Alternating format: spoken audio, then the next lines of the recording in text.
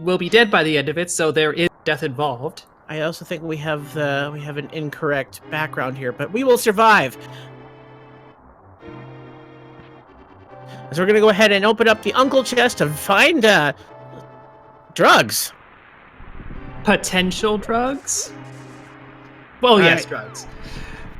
All right, and we will see here. So I guess as we make our way up to the uncle, what do you think our uncle item is going to be today? Well, it could be any kind of meaningful weapon, or it could be bombs. I always find that to be a little aggravating, even though we do want bombs. So I'm going to expect hammer. Nice and useful. Not the best weapon, but I like utility. cane. But it's bombs! It's bombs! Well, All right. lovely. All right, so should be a lot of fun to see the different bomb strategies our runners decide to employ to make sure that they do save a bomb for the end of the escape sequence as we get a heart container from our first chest. Go and pick up our small magics here. Yeah, of course, the bombs are, in my opinion, one of the more difficult ones, simply because you have to make the enemies cooperate in order to make them useful. There are certain tricks you can do with the guards around the chests, but that's not every enemy you have to face. No, absolutely. You just got to make sure. I mean, the guards are a bit more predictable, but this really puts into perspective the true final boss of the escape sequence, trying to anchor down that key rat so you can get out of the escape. And they're just going to kind of want to do whatever they want to do, so we better hope we can chase it down with a bomb and not burn through all of it before you get there. Yep, of course, we do have a couple of chests on the way. Always a chance of another weapon. Seeing Chisame taking a nice double bomb strat, Sab0tender following suit. Kind of using a reverse strat as Chisame goes for the thrown bomb first while Sab0tender throws the second bomb for the kill. Interesting to see that little bit of divergence there.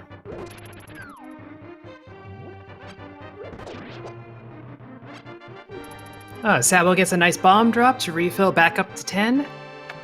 That 10 bomb item is unique to Randomizer, and specifically for this, because otherwise you would not have much in the way of weaponry, if that's what you started with. No, definitely, as the highest bomb drop in the game is 3, I believe. Or is there an 8 drop? There's 3 in chests, 8 out of enemies is the highest you can get. Interesting, the slight modifications we make to this game to make it all possible, as so far no other weaponry come up, and we're heading on down to Zelda's cell, though it's likely that our runners are going to just go ahead and pick up these pots to take out that ball and chain guard. Just 2 throws to the face will put him down, but of course that green guard wants a piece of it too. But he leaves a 20 rupee tip for his trouble, so... Alright, so Chisame is in through, and we've got a nice hoard of rupees hiding in with Princess Zelda. 300 to get us started. Yep, that's her reward for saving the princess. Nice chunk of change. More money than you are given in Dragon Warrior to save the world, so keep on going. We have a lot. We have quite a few things to buy on our way to saving the world. But we're a long way before we're getting to the point to spend money, because we still need to get ourselves out of Hyrule Castle.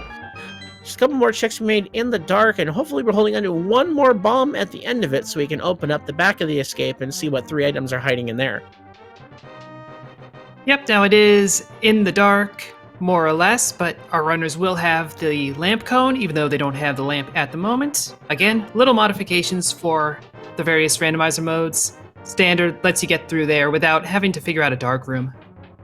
But what is interesting is it's possible for the lamp to actually be in the dark room of the escape sequence because of it in standard mode only. Which always leads to the interesting possibility of a hint for the lamp being in the dark. Which is quite interesting. So here we are in week 1 of the league. This is a standard mode seed for week 1. The first race already happened between these two teams. Fearfinity is up with that first win, though each individual win is worth points. Yep, our teams gather 3 points for winning a match, 0 points if they lose, and 1 point if there is a tie, which I believe is deemed as within 2 seconds on the official finish times. And for that to happen, it would be the chances of that happening pretty slim, though we did see some in the fall tournament. Oh yeah, it's difficult, but it is very exciting. Oh, absolutely. And we get 3 more bombs from the dark room of the escape sequence, so we won't have to worry so much about getting bombs. As long as, of course, the key rat cooperates. And the infamous rat will be on Chisame's screen in just a moment. Let's go ahead and chase it down by the looks of it. That looks like cooperation. 1 key rat down. Alright, Chisame is out of the dark and into the light and heading into the treasure trove in the back of the escape sequence. Let's see what's inside.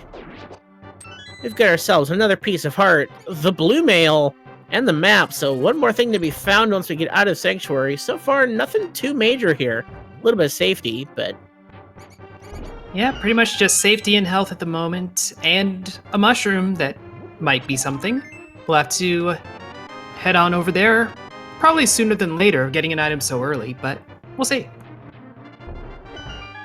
We'll definitely see how it goes. There's a lot to be seen. I mean, we're still sitting at plenty of bombs as we're just over 6 minutes getting out of the escape sequence and likely head into Kakariko Village, rewarded with 10 sticks in the Sanctuary. Yeah, those leftover bombs make going through Blind's hideout and the well and a number of other bomb spots that we do early on no sweat at all, no concern. And we get our first map check, seeing regular crystals over at Eastern and Desert, with a pendant up at Hera. Interesting to see where things lie. It's nice to see some light world dungeons with crystals, you know, so maybe there's a chance that we don't have to go to Turtle Rock, but you never know. Still a long way to go before that scene, so we see some instant divergence here. Chisame heading into the Lost Woods, and it looks like Sab0tender may be heading towards... Oh, he's not going toward the Houlihan setup. It looks like they're going instantly to take care of that mushroom. Yep, like I said, when you're getting a fetch quest item as your first thing, you kind of guess it might be valuable. Alright, and the Thieves' Grotto in the Lost Woods is just 5 rupees, which Chisame says, nope. Alright, so we're gonna go ahead and see what the going price for mushrooms is in the Kingdom of Hyrule. Just a piece of heart, so... Nothing Just too major. Just a little bit of love. Does put Sabo closer to Eastern Palace, which might be an interesting next check. But Chisame is going for the Kakariko route. So I guess the real thing is on this, maybe just love is a drug. You know, that wouldn't be the first time I've heard sentiments along those lines. I quite enjoy it. But it did seem like, based on Blind's hideout, well, there's the Moon Pearl. Gotta love an early Moon Pearl here. Though the other pieces of Dark World access could be hidden deeper. We will see what happens. Sab0tender in to see what Sasra Hasahal is holding on to, and finding out that the green pendant is in Lost Woods. Chisame is dropping into the Kakariko well. The closet contains a heart container, some more bombs, and guess what? More bombs. So this Eastern Palace play not quite paying off for Sabo. Taking care of the map check, we'll see. And it looks like it's going to be back to Kakariko, where we just found a glove in the well. And 2 bottles with fairies right away there. So I think we're definitely going to be able to check Sick Kid right away. No, Sabo's staying away from the city even more, heading down to the South Shore. Well, at this point, they've committed to the west, to the southwest route, the southwest or east routing. Excuse me. Actually, correction, that one was a bee, one was a fairy, but still 2 bottles out the gate as the chicken hunt holding just a heart container. So far, we've gotten 2 pieces of our Dark World puzzle, but no other weaponry. No, we're seeing Sabo take care of the mini Moldorm cave with those bombs. Borrowed from the Sage. And definitely the most cooperative mini Moldorm room I've seen in bomb strats. Get rewarded with 50 rupees, the fighter sword, a piece of heart, more bombs, and 20 rupees. So there's our first weapon and a refund on the bombs they spent. And the reward for bringing medicine to the sick kid from the cold wind is a $20 tip.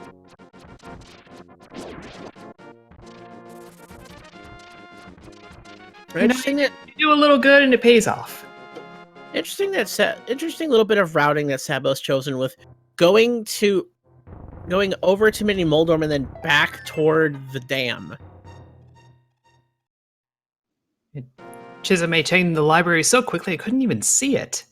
And I'll admit I missed it even on the restream, but we'll see when that comes up again. What's that on the race game? Oh, well, we're definitely going to pick that up.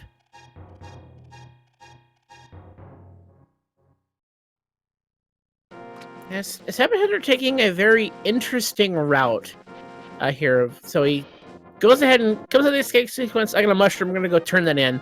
Then hits the Mini Moldorm, does the dam, and it looks like they're heading to Agina. Well, I mean, this is a smart play if you're willing to take the broad gamble. If you're willing to guess that the lower odds plays are going to pay out, I don't think we'll see Chisame go to Agina in a very long time. So if Agina does have something, this gives Sab0tender an edge. But it is a low odds play. Sort of a low percent route. Interesting to see if this pays off. Well, what is the Desert Hermit holding on to today? And it's just, unfortunately, another piece of heart.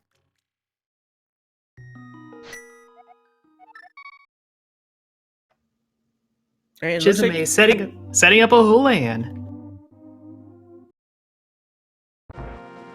And they are indeed successful. Now, unfortunately, for those asking, that's not actually a hint tile. That one has the names of previous tournament winners, as this one is not accessible without technically a glitch. Alright, Chisame, using that, a nice little bit of routing there, coming onto Sanctuary, and then using the Houlihan to get them set up for the South Shore. Also, given their Moon Pearl, they have access to fake flipper their way up towards Zora, and they'll have plenty of money to do so now. Yeah, that would absolutely be my play. Take the whole South Shore route, go all the way up to Ice Rod Cave. That's my personal low percentage play. And then, yeah, fake flipper over, check the hobo, find out what's on the island, get a good bit of information, and some early checks. And being that once we do fake flipper, as of right now, the only bit of that in logic is King Zora with those lift upgrades available to us so far. Curious to see where the rest of these things lie out and where our final key to Dark World access is, and I imagine Chisame is going to find that first. It's very likely, because at this point, we have better odds of finding a proper Dark World access than finding the last pieces we need to go fight Aga 1. Let me see, curious to see where the rest of this goes. So far, only one sword between us. And that was on Sab0tender's side, but Chisame is about to find that as he's let loose his bee to take care of these Mini Moldorms.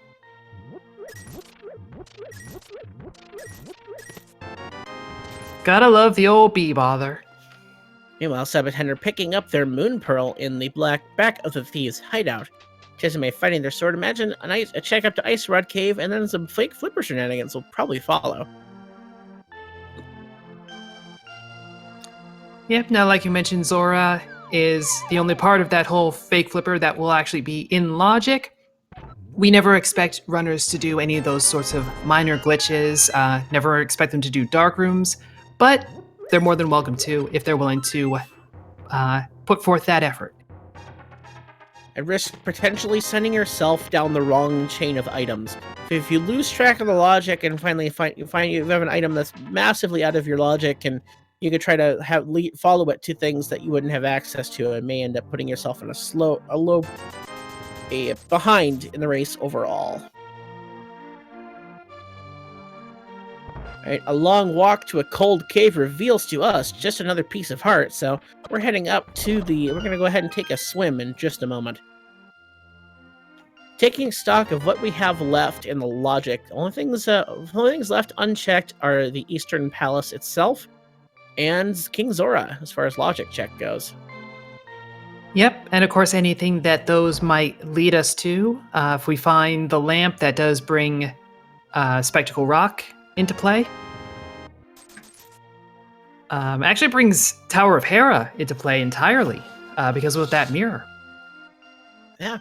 So it's nice to see an early mirror for when we do gain access to the Dark World. We'll be able to knock out those mirror checks and, of course, speedier move in and out of dungeons as we see fit.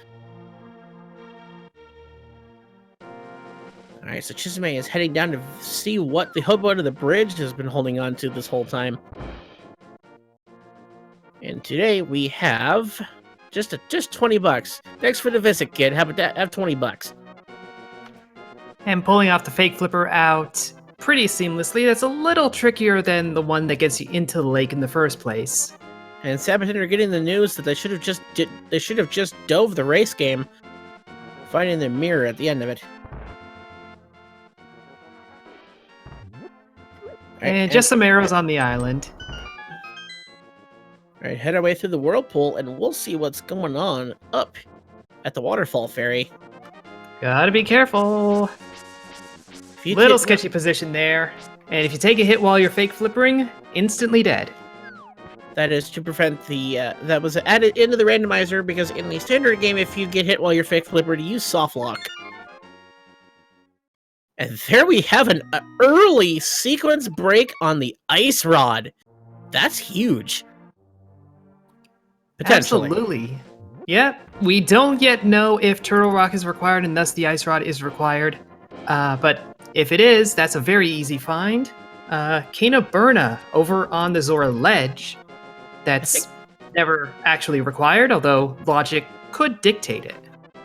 I think at this point, if you're able to, you pick it up. But I don't know if Chisame... can you go grab it in a water walk state? I don't think Chisame is in the correct water walk state, but I could be mistaken. Yeah, they are saving and quitting, so they do not have access to it. But they may have to come back for it if Spike Cave tends to lend itself to logic. Also, the invulnerability item opening up the unique logic that Laser Bridge has when we make it to this point. So, running out of locations as we get 3 beautiful artisanal bombs from King Zora, Sab0tender making the right play for our next step because they're heading into Eastern Palace. Chisame looks to be following the breadcrumb of the mushroom to only be rewarded with just a piece of heart for that. Yeah, now whatever we find in here, it's got to be progression. What form it'll take, we don't know. Could be a lamp that leads us up to the mountain. Could be, I don't know, a hammer, another lift upgrade. How about another sword in the lamp? Ooh, let's go to Aga. That would be spicy. And Chisame deciding to hold on to their mushroom via a hard reset. So they will have access to the fake powder glitch once they pick up the Cane of Samaria. Yep, now of course how valuable that is depends largely on where the powder is. And also where the cane is. If you get both of those very late on, well, didn't do you much good. However, it's a potential time save later in the game. If not, well, you wasted the time to go walk over there anyway, so it ends up being a moot point. Now seeing as Chisame also walked over there, and there we have Titan's Mitts, so there is our Dark World access now. And we learned that the basement of Hera, not anything of value. That'd be a nice little bit of time save if we even go into the Tower of Hera, as that's a blue pendant. And it looks like Sab0tender is deciding to press on into the Dark Room to pick up what is on the Vanilla Big Key location, technically out of logic, but it's just while you're already here and you know how to make it through that Dark Room, there's no reason not to just knock it out so you don't have to deal with it later. Yep, and by my count, this will be an item, along with the Armos Knights. It could be a junk item, but it is something, and that makes it a little more likely that the sequence break will pay out. If nothing else, you won't have to walk through this walk through that a second time, because this is a forced double dip of Eastern Palace. But That's pretty typical in these seeds, as you need to find something in Eastern, as that's one of the very early Sphere Zero checks. And finally, it's a heart container, so they're out. Sab0tender has access to the Dark World via the Western portals. So let's see where they decide to go once they reach the Dark World, and more importantly, where the rest of the crystals and pendants fall. To answer a question in chat, we have not seen a check of the Lumberjack Ledge yet. Yeah, a number of runners will just ignore that completely until they have boots, or until they've been forced to do Aga 1 to get to the Dark World, because up until that point, you don't really have a way to get to whatever's there in the first place. Definitely, but definitely one of those times where knowledge could be power, but there's no way of knowing without making that dive, and you're often going to wait to have a more convenient time to check it. Perhaps you can group it with the Bonk Ledge, and that was a super fast map check, and I saw 5 crystal on Thieves Town. Honestly, that and the green pendant at Skullwoods was all I was able to see. And the green pendant we already knew about via talking to Sahasrara. Yep, not the most valuable use of my attention, but it was green. It had the extra little spark to keep for the colorblind among us, so it got my attention. As we find one of our 2 items in Skullwoods, here on Sab0tender's side, finding 300 rubies.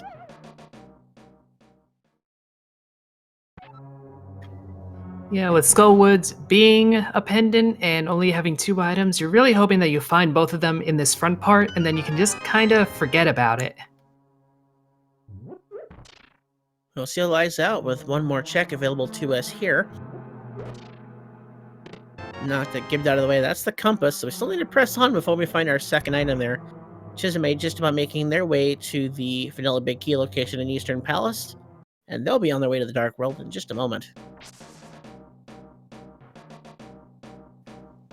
Sab0tender deciding they're not going to the back. And now again, we are obviously able to get to the Dark World, as Sab0tender is there right now. But within logic, we still don't have access to Pod itself, or to the pyramid. And depending on where Hammer or Flippers wind up being, we might still have to do Aga.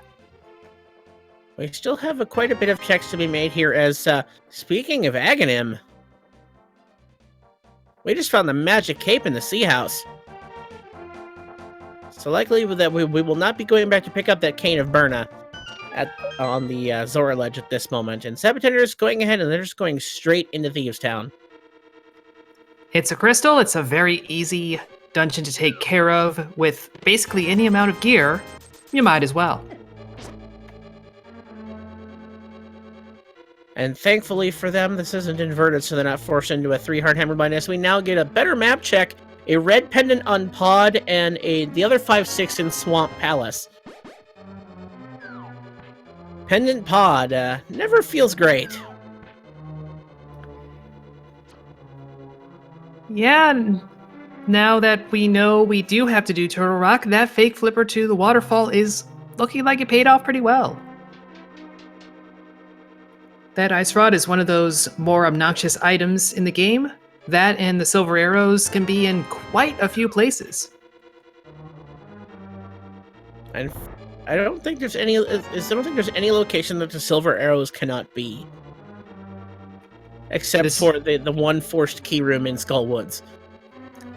I believe this is correct. I've definitely had the silver arrows on the Moldorm 2 chest in Ganon's Tower more than once. You're just gonna make sure you have to take care of rummaging through their last possessions. Sab0tender making their way through Thieves Town now. We'll see if anything else pays off. The first 4 came up pretty dry. Chisame also made the just those first couple checks in Skullwoods. They got their 300 rupees, and they're out toward the Village of Outcasts also. Chat mentioned the artisanal arrow over in Thieves Town, which is actually a nice find because that is listed in the hint system as a unique item. And that's one less unique, quote-unquote, unique item that you need to worry about. But I do believe I spy an extra small key in Sab0tender's inventory, so that big key, that big chest is potentially in logic, and we're a ways away from, at least, as we don't know where that hammer is going to be. Yep, but unless you leave a map or a compass lingering, that's gonna be lingering in your head. Chisame taking care of the graveyard ledge very early on. We haven't even seen a hint for this. But it's a book. I mean, there was a hint inside of it, potentially. Oh, Hammer was on Bumper Cave. Well, Thanks, Chat, for keeping us in line here. So that cape in Sea House already going to come up pretty high in logic. I guess the real question is for us now is how long will it take Sab0tender to make their check onto the bumper ledge? well, if you're carrying that cape and you haven't checked Lumberjack and you have the mirror, that's a nice little bit of routing you can do. And that mirror, thankfully, paying out a little bit for just speed of routing here. Sab0tender taking a bit more of a beating in Thieves Town than they would normally expect as we get another bottle here in Thieves Town. So far, that's 3 of our bottles found. And Chisame gets their cape, so they'll have access to the hammer whenever they decide to walk up there. And it looks like now is when they're thinking.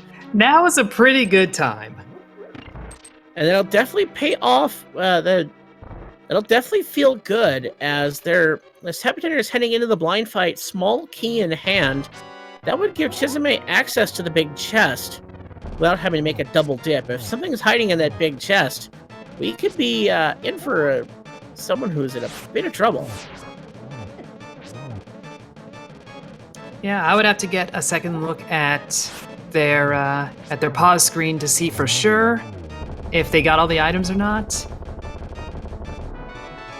But that's a compass. And there was a slash, potential. So it looks like, according to chat at least, all 4 items were found in Thieves Town. So it looks like the map was just hiding in there. Well, hopefully Sab0tender counted correctly and won't have to worry about that. Right, and Chisame has their hammer now. They're going to go ahead and mirror and head straight toward the mountain. And there's the lamp to put the mountain in logic. Interesting little bit of how that played out. So now Chisame making their way through the dark mountain here when they didn't have to. If they had just checked a few more things in the Village of Outcasts, they wouldn't be walking in the dark.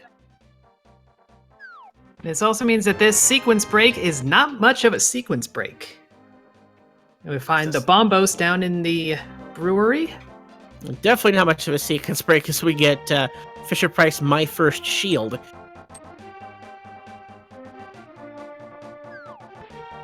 But Chisame making their way up the mountain. I'm going to go ahead and check Spectacle Rocks, see if they decide to make the dive into Tower of Hera or not. They won't be able to complete the basement, but they did see the hint that the basement is not required. Yeah, they might take that dive. They might go all the way over to Paradox Cave, having access to now the right side of Death Mountain. You can actually clear out a lot of overworld checks. Absolutely, and meanwhile, on Sab0tender screen, between 1 and 30 digs, and that's $20.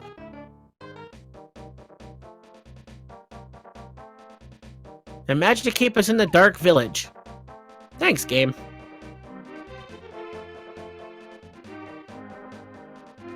At least it's not a hint that you had to have gotten the item in order to access the hint tile. Oh, those are always fun, though I do think my favorite hint of all time is some caches in Ganon's Tower.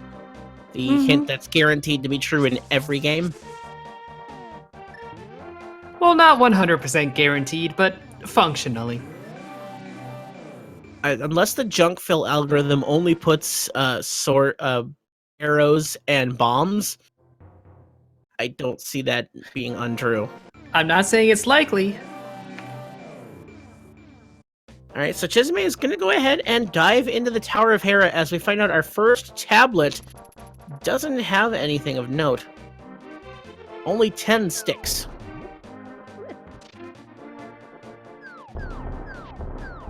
Yep, and pretty much as you would expect, getting the big key down in the first part of the basement, the friendly basement. Alright, so Sab0tender, heading over to the cave formerly known as Hype Cave. What kind of cave do you think we got here today, Huffman? I don't know, I can see it still being pretty valuable this time. Well, speaking of value... Valuable in a monetary sense. Oh boy. Oh! Okay, it's valuable. I got a 5. Actually, 6 for the Sanctuary Heart. I mean, I'm gonna go 7. We got 2 crystals that require that Canis Maria. And looks like Sab0tender is going to go ahead and check that shovel spot right now. There's a unique item in Tower of Hera. Well, we might be about to see what it is. We happen to be here right now. How convenient. And it's the bow! That is a huge item here in Blue Pendant Tower of Hera. As we get $20 for our fetch quest coming up dry. But this dive in Dependent Tower of Hera paying off dividends right now, as that bow is one of the bigger key items in this game. Alright, so Chisame hammering out their differences with Moldorm. One more hammer shot will take care of it. Cooperate there. Down goes Moldorm. And that's the first dungeon completion for Chisame. Interesting that they have finished a pendant first. And getting rewarded with the small key, but he knows he doesn't need to go to the basement. Yeah, not really any specific reason to do that, boss. You knew it would be the small key, which you know leads to the compass. Really, you're only doing it on the assumption that pedestal might come into play, or, hey, it's a quick and easy check. At this point, I mean, and you're already up here. If by chance something happens to be on the pedestal, you set yourself up for a double dip. Alright, so Chisame is on the mountain now. Let's see what they find.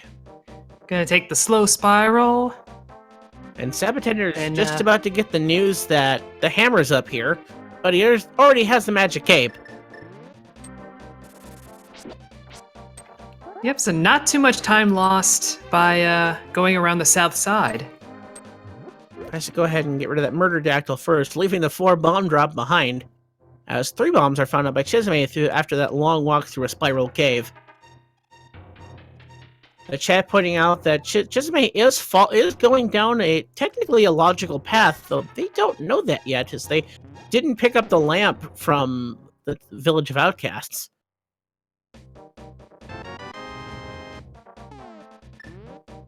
Alright, and that's the hammer for Sab0tender. They're taking the mirror portal up top. I think they're going up to the mountain as well. Yep, seems like the right play to make at this point. Alright, so the real question is, does Sab0tender decide to dive Tower of Hera? I'd imagine it's a likely check, but if they do not, that pendant Hera holding onto the bow could be a big crux in this seed, but we still have a few minutes before we find that out, as we find the Master Sword, half magic, and magic powder. It's so magical, this paradox. And what a haul there. So the save scumming of the mushroom not going to pay off, and with the hammer, we have logical access to the Mad Batter already.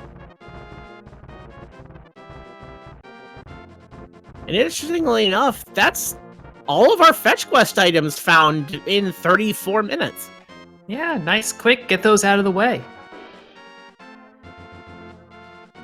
And of course, the Mad Batter is a little bit of an isolated location over in the village after you've already done most of that work. So, not a high chance that our runners prioritize it. But if the route puts them over there, I see them going. See, I disagree on that point on Chisame's side. The only thing Chisame did in Village of Outcasts was pick up their cape from their first check. So they still have to do Thieves Town and all the other checks in the village, while Sab0tender has already routed the overworld side there. That is very true, yes. Alright, and we find out we have a vanilla medallion to get ourselves into Turtle Rock, so we have to find a Quake, and thus far we've only found Bombos. Interestingly enough, so far, Sab0tender didn't check every hint. He did leave the one in Thieves Town behind. Curious to see if that comes back. And we find out that there's some cash in purple chests, so just about 30 minutes in, we can check off every fetch quest. With that hint system and having all of our fetch items.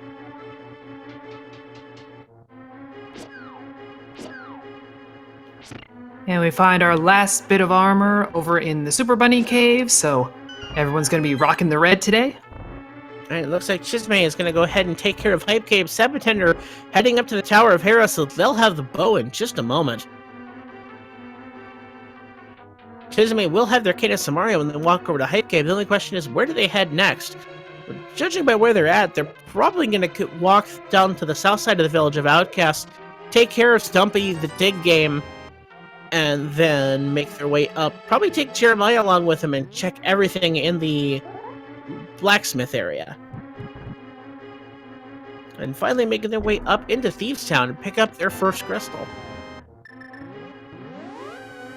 Interesting bit of divergence as Sab0tender has decided, screw the pendant. We'll only have one chance for Sabo to get trolled by Moldorm on this run, unless we need Pedestal. We'll see what happens if we get a pedestal check. Both of our runners have already found one item in Skullwoods, and Chisame is the only one that has the book thus far, the book being in the Graveyard Ledge.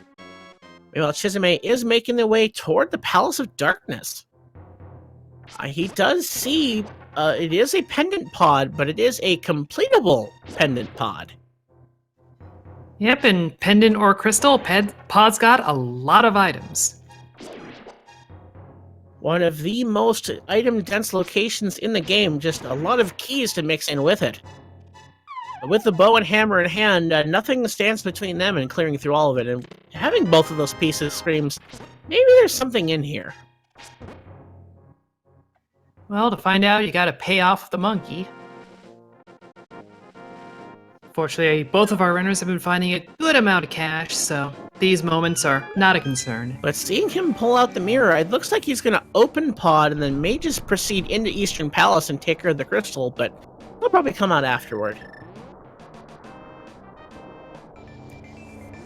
Yeah, Chisame doesn't have the lamp, probably guessing it's not here, but, you know, take care of the bits that don't really need it. Let's see how much of that pays off. Remember, the lamp is just in the chest game in the Village of Outcasts. Chisame walked into the village, only to the sea house, picked up the magic cape, and decided, well, now I have access to my hammer. I'm just going to go get that. Alright, so let's take stock of what we need yet to find. We still need to find a fire rod, the hook shot, the flippers, the Quake medallion at least. We don't know what the Mire medallion is as of yet, and of course the flute to give us access to Misery Mire.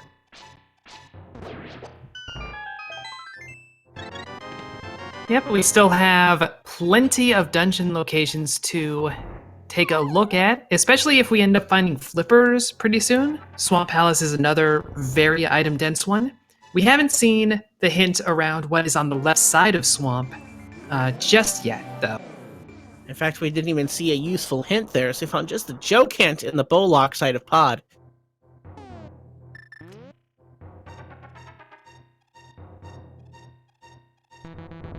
Alright, quick clear of the Garaya here on Chisame's side. Sab0tender making their way into Super Bunny here. Alright, so let's see what two items are locked away by the bow and Palace of Darkness. There are the flippers! Well! Pendant dungeons coming in big this game. Just another small key afterward. It looks like Chisame is going to go ahead further into Pod here. And not only is this Pendant Dungeons paying off, it's Pendant Dungeons paying off in sequence. We had to go to Hera to get to those flippers. Interesting to see all those, though. Do have to remember that Chisame was out of logic to find part of it, though we know where that lamp is. They just don't know it yet. But they just had to. I'm assuming they figured out there must have been some access to the mountain after finding all the things they did. Right, Not quite sure where Sab0tender is going at this stage. Having finished up. I see a hammer. He's walking over here. He's going to knock out Spike Cave. Ooh, I like this play. Spike Cave is one of those spots there's never a good time to check it. And Spike Cave is, I mean, we have access to both invincibility items at this point.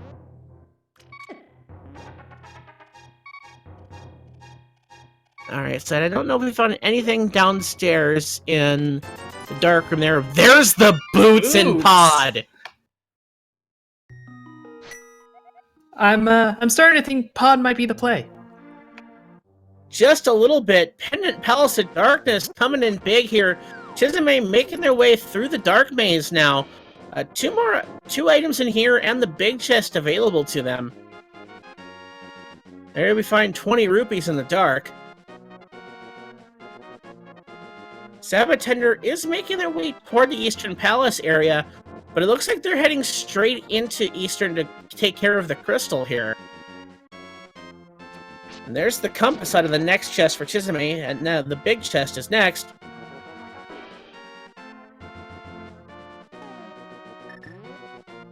There's 50 bucks. Does Chisame decide to go to Helmasaur King? Nope. Looks like a no. But Sabo does decide to hit pod first. Well, that'll definitely pay off, as we know. Though Sab0tender will have a little bit quicker of a time with it, as they won't have to fumble around in the dark.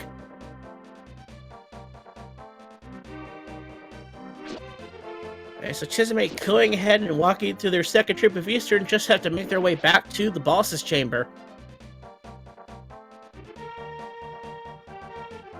Sab0tender will be picking up the great extortionist Kiki the Monkey and walking into Palace of Darkness in just a moment. As we just do a little bit of walking here, I highly suggest, if you've not already done so, give these two runners a follow. They're putting themselves out there, putting on a great show in this Lake Hylia division of the Link to the Past Randomizer League. Here we are in Week 1. Sab0tender representing Team Spherefinity, while Team Kappa's Chisame, so far, coming up pretty good on their routing. Yeah, but that one Thieves Town crystal, really? We're not entirely sure who's got a lead. Sab0tender is following behind Chisame in terms of item checks, but does have that one crystal to their name. And there aren't any checks that Chisame has made that Sab0tender has not at this point.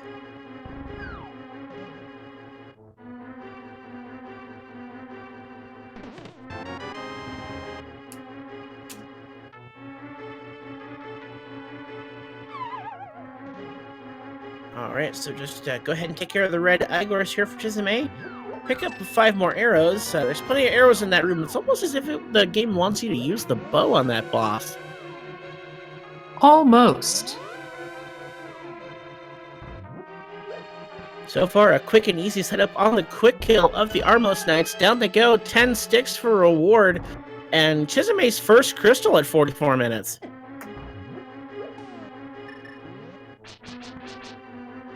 Always nice to take down a boss and get a rebate. Though I do believe I do want to point out just how interesting the Armos Knights are as an enemy. The higher the degree of sword you have, the more hits it takes to kill them, and they can be killed with 48 boomerang strikes as well. Really? Yes. And if you want to hit each individual Armos Knight 48 times with that blue boomerang, be my guest. I do not. Part of me wants to try it just to see how long it will take.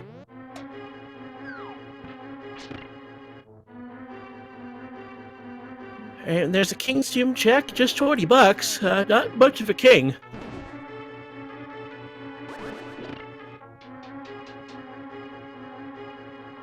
Chisame probably gonna go ahead and check the Bonk Rocks next.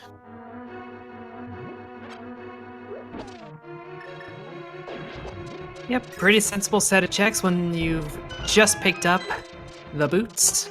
Speaking of boots, I think Sab0tender's about to find those in just a moment. Yep, right down in here. Gotta go fast.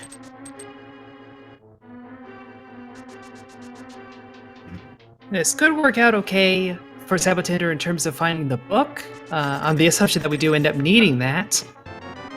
They'll be able to take care of the Bonk Rocks, the King's Tomb, and hey, Graveyard Ledge is right there, and there's a fire rod at the Lumberjack. Well, who wants to go to Aghanim? That's a key bit of information. It's the second night in a row at a race I've palmed where that fire rod's sitting on top of that. Now, I do want to point out that, as of right now, the Book of Medora is currently a logical access to Desert Palace, and with the boots, we know 100% we can complete that crystal. Yep, although once you have that fire rod information, like, when do you decide to prioritize that? I guess before you run to a place where you need the fire rod. Well, yes. So I'd imagine that they're going to go ahead and clear the village of outcasts now. They're about to be rewarded. Chisame is about to pick up their lamp and put a lot of the stuff they just did into logic.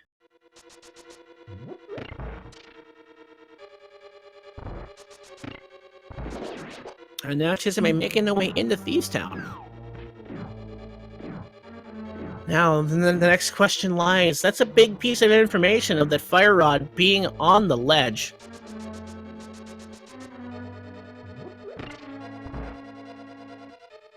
Well, how long will it take Sab0tender to make the walk over to Lumberjack again, after already having gone to the bumper ledge?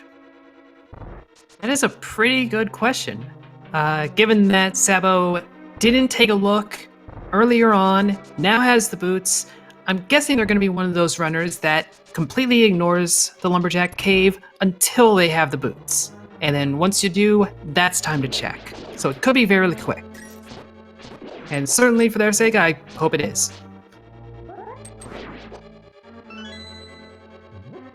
Interesting, Sabo deciding to swipe down the Igor instead of just shooting it once. Chisame waking their way through Thieves Town, they'll only be rewarded with a crystal for their troubles. But it is curious to see if Chisame will make the check of the hint tile here in Thieves Town that Sab0tender did not.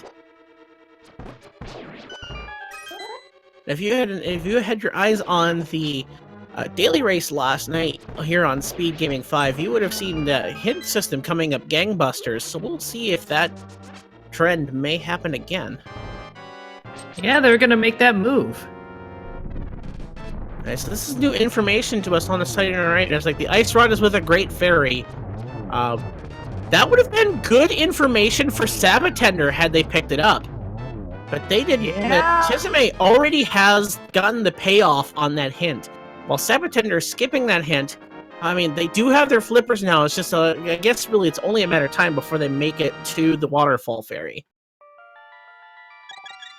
But had those flippers been more deeply hidden, that could have been something. Yeah, I believe Sab0tender did not go visit King Zora, so that is a sensible direction to head in at some point. It's not a one-off kind of check. It's more of a four-off. It's just one of those times where a deeper dive, feeling more than it is, but it really just depends on where things are routing and where the items fell. Sab0tender will make their way to King's Tomb and Bonk Rocks, won't have access to the book unless they find a Dark World portal and come back this direction.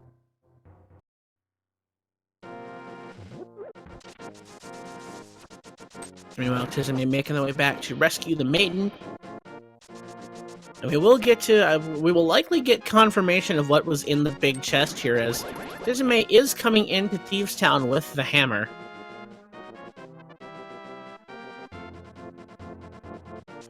Not even going to bother to check.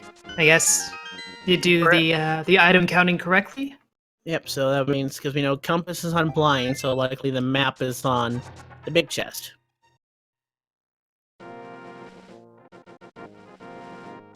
Alright, Sabo, running up north. Looks like they're going to get their information about the fire rod in just a moment here.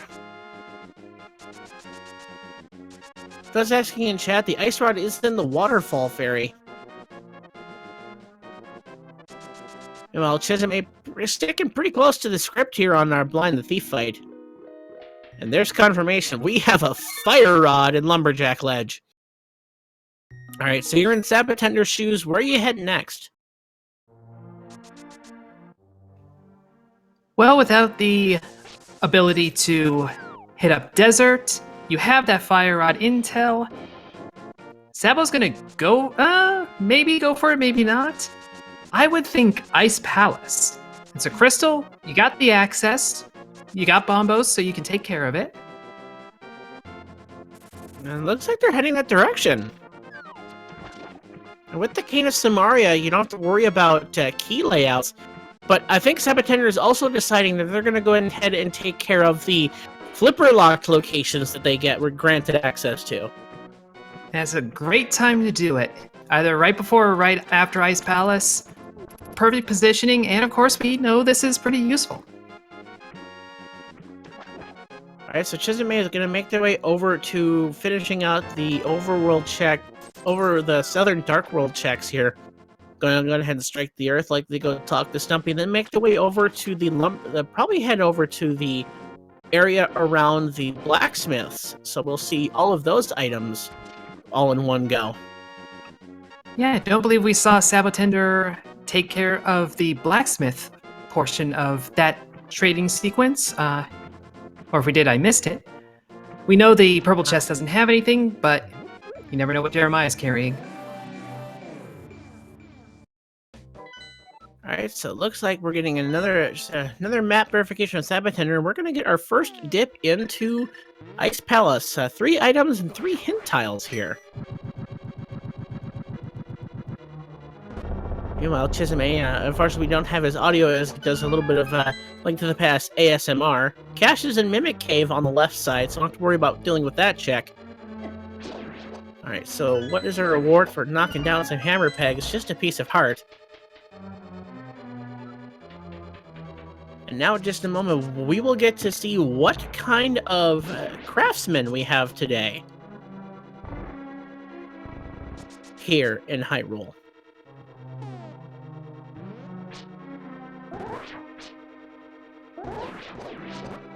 Alright, heading back inside, and what are they working on today? Today we have just some matchmakers, because they're out there trying to make a little bit of love.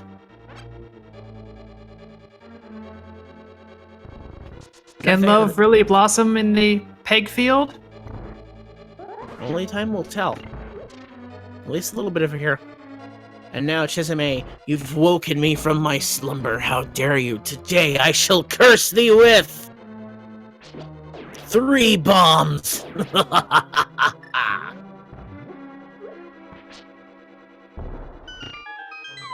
Those are very dangerous weapons. I think they are actually the only thing you can hurt yourself with in the game, so. And it's a secret to and it's no secret to everyone that hint is not very useful, and Sabo unfortunately doesn't quite get the double kill on the Talthos Knights. Alright, so Chisame, having taken care of the blacksmith area and found a whole lot of nothing, they're gonna head on down and take care of the Stumpy area. Gonna probably check the shovel spot along the way, and I'll give another dip into Cave 45, which I think is our first check of this. No, it's just the red boomerang that Sab0tender did not bother with because it's the red boomerang. Now, that's where I'm going to disagree, because that red boomerang was how I beat the game as a kid, because I was bad. And I'm still bad. That's why I'm here talking about it with you. Well, I mean, I certainly wouldn't be making the Ice Palace dive that Sab0tender is currently making. No Fire Rod, Master Sword. Sure, you got Red Mail, but this is a bit of a tricky dip. And especially when we get to Cold Stare. And there's definitely good reason that in the vanilla game, the blue mail is found here in Ice Palace. A lot of these enemies hurt. And also the dungeon is blue. It's kind of thematic. I follow your chain and I like it. And indeed, yes, there was a purple test hint. Just some cash, and we're going to hold our swords to the sky and pray to the Hylian gods and receive our offering of just 20 rupees. So both tablets, duds. And there we have some Argentum arrows in Ice Palace. Now, if only you could use the bow on Cold Stare, that would make the fight much better. Do you think you could even hit the cold stairs? I honestly don't know, I've never tried it.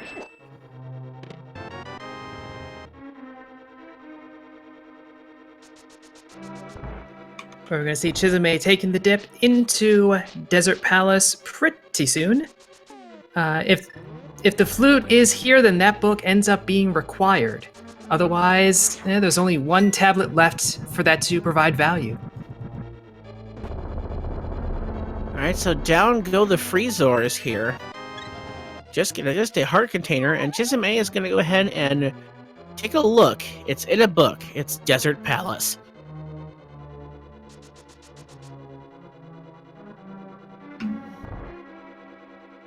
I could be anywhere, but now I'm in Desert Palace, and thankfully I've got the boots, so I don't have to worry about being boots locked in here.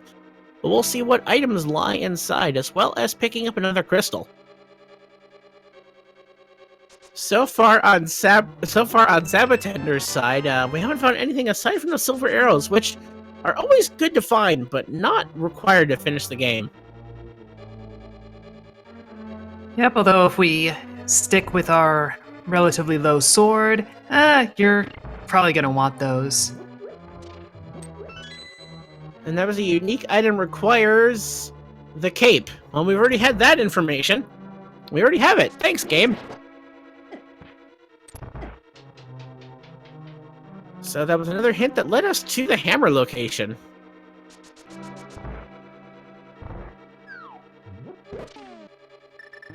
Meanwhile, Sab0 does not need any hints to lead to the Cold Stare location, so we take on that battle, and we find Quake over in Desert. That's going to be our T-Rock access. That's a Turtle Rock access, and with a completion of Aghanim, that gives us access to Turtle Rock and completion. Yeah, actually, without doing Aga, you only really have access to the one chest. And you have to hope it's a small key to make any further progress. But picking up that medallion there, I wonder if maybe you decide that Turtle Rock's the next play after you take care of Aghanim. Pick up the Fire Rod, and then you have access to Turtle Rock, and a decent bevy of items in Turtle Rock, as Sab0tender is putting on a bit of a clinic of a Hammer Master Sword Cold Stare fight here. Nice double hits on some of these spins, and down go the Cold Stare puffs.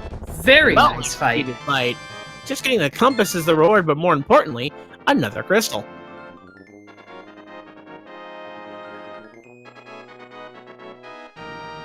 Yeah, Turtle Rock is definitely playing off as the best direction for right now. Hopefully Sab0tender takes care of the remaining Flipper Lock locations first. But Swamp Palace, no hook shot. Mire, no flute. This is really the one direction you need to go. So all signs right now are pointing to go get the Fire Rod and do something with it. We do know that there is still one unique item left, or one non-dungeon item left to be found in Skull Woods. We have not checked the room behind the bully Gibdos. Sab0tender is going to go ahead and pick up their Ice Rod right about now. Alright, so Chisame pulling out their Ice Rod to go take care of these Land Mola. one of the shots didn't connect there. But down they go. The second item in Desert Palace is the 4th bottle of the game. That's going to be a proper supply of potions, should our runners decide they need it, which they often don't, but hey, you might want to. I mean, it'd be hard-pressed to find in time for them to route back into there until we find that flute, since we've already turned in the mushroom and every other fetch quest while we're at it. Very true. Alright, so Chisame has gone save and quit back to their house, as is Sab0tender, and Chisame is heading to the north. It looks like Aghanim's on the table for both of our runners now. Yeah, this is looking like the play. At this point, the Fire Rod is locking most of the most parts of this game that we have access to. So I guess the real question is, what do you do with that Fire Rod after you obtain it? Are you taking it into Skull Woods to find the last item? Or are you heading up to Turtle Rock to clear that dungeon out? Which is definitely an option for Chisame, but Sab0tender won't have that option until they make their way to Desert. Yeah, if I'm Chisame, I'm going straight to T-Rock. I have that ability to clear it out. And it is a crystal, so even if there's nothing in the dungeon, there's something common off Trinex. It's interesting to see that both of our runners have dungeon completions to their name. Though the difference in dungeons has given Chisame just a slight edge in as far as making their way toward Go mode. Though Chisame did decide to spend the time on killing the pendant Moldorm. We'll see if that just ends up being a little bit of a time sink or not, as we may not see a pedestal check until it's absolutely required, unless one of our runners decides they want to check the back of Skull Woods, which is the green pendant.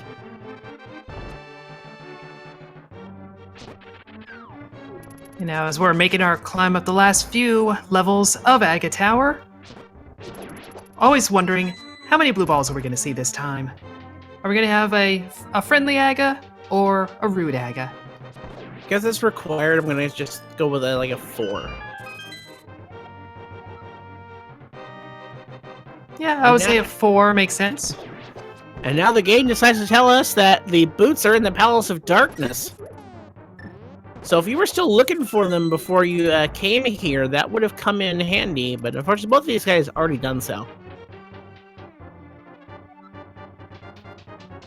We're also seeing how useful those silver arrows can be, as Sab0tender came into Aga Tower second, but is going to be the first one to meet the Magician. Thus asking, the silver arrows were in the Ice Palace, the only item of note found inside.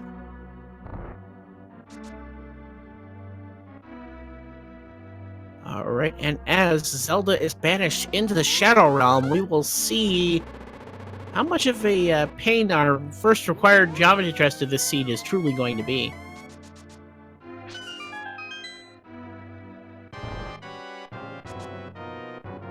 So go ahead and recap where some of our runners are missing items that the others are not.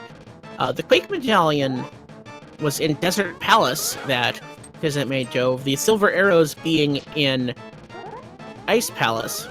And another item between them that is missing is Chisame has the Book of Medora, which is in the Graveyard Ledge, which Sab0tender has not yet checked, though they've already knocked off the 2 Boots Lock locations in the area.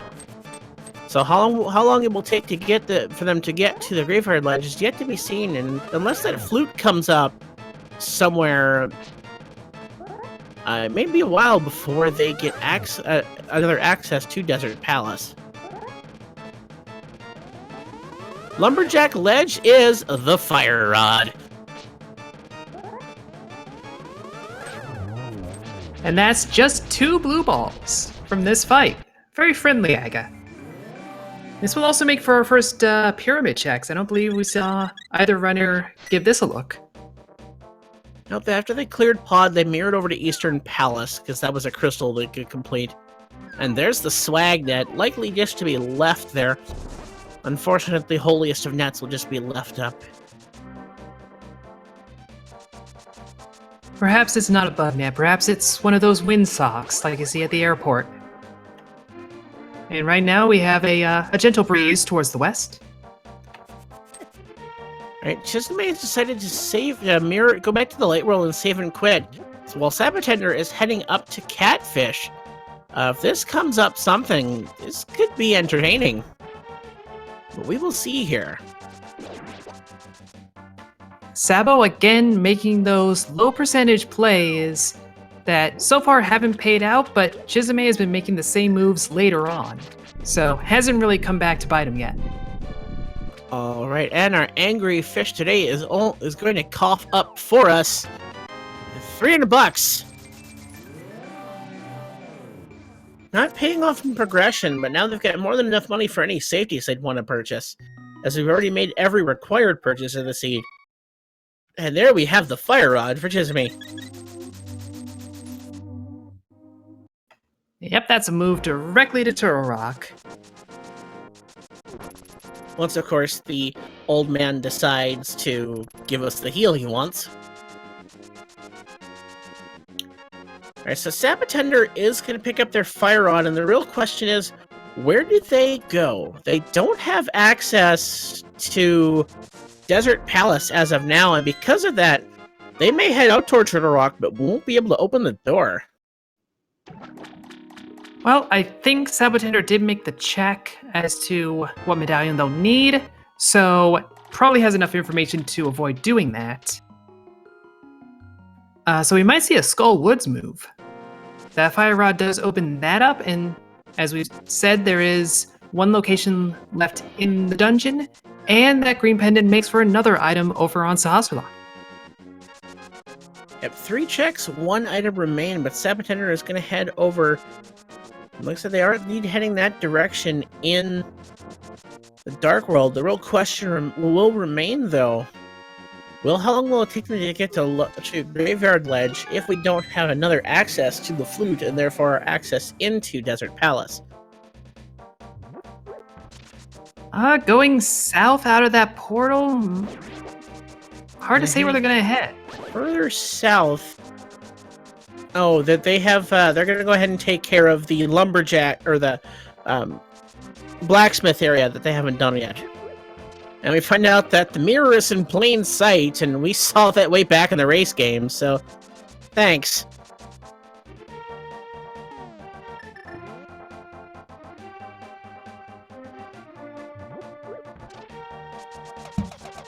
Alright, and we get a very early big key. So yes, if we find the flute in Turtle Rock, then that book becomes extremely required. But if we find the flute over in, say, Skull Woods, well, not so much. And Chisame, unfortunately, forgetting that they don't have the hook shot, so they have to do this the intended way, so they have to take the U-turn.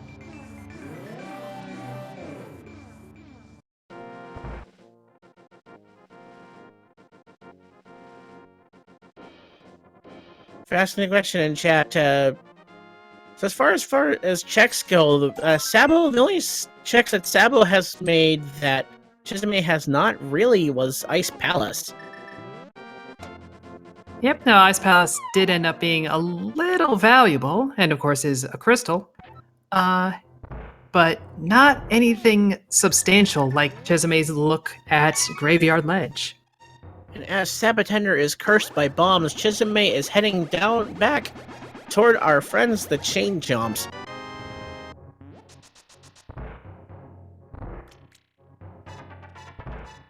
Everybody's favorite super high damage enemy for no reason. Yep, they are the bitiest of puppers. These very angry dogs. They're for some reason locked in a turtle-themed dungeon as we find the Bacon Sword. Alright, Sab0tender making the way back up toward the northern part of Western Dark World, but it looks like they're thinking Skull Woods before they think to go to Graveyard Ledge. If this comes up the flute, this spins the race a little bit closer into Sabo's favor.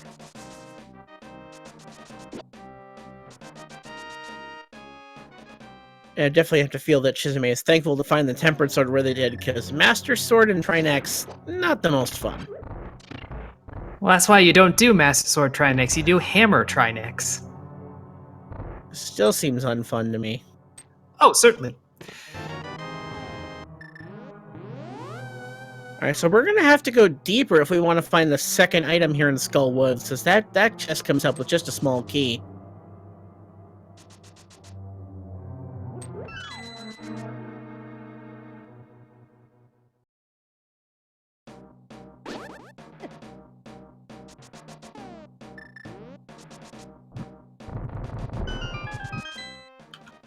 Chad asking if Pyramid Fairy is dead. Could have the flute.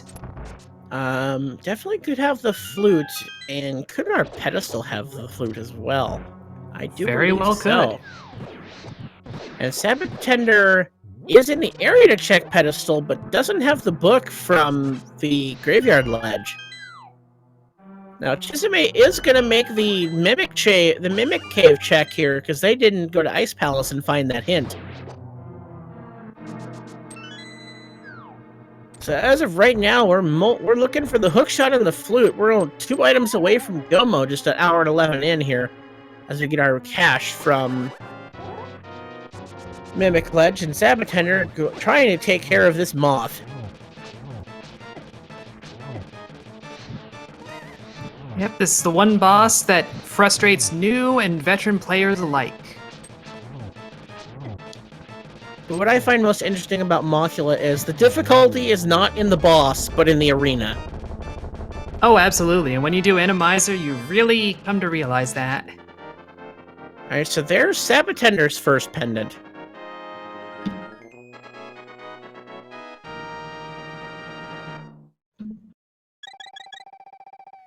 Now, the That is fortunate the route for Sab0tender will be to go up along where the graveyard ledge is, on their way to Sahasrahla.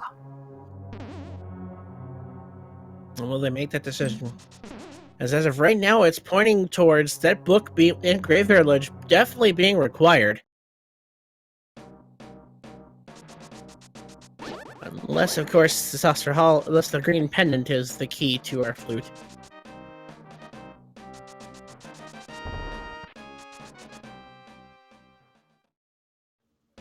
Yeah, I definitely think it would be faster just to get to Sahasrahla to just save quit and go from Link's house. So taking this route means you're thinking Graveyard Ledge, and it looks like Sabo is indeed.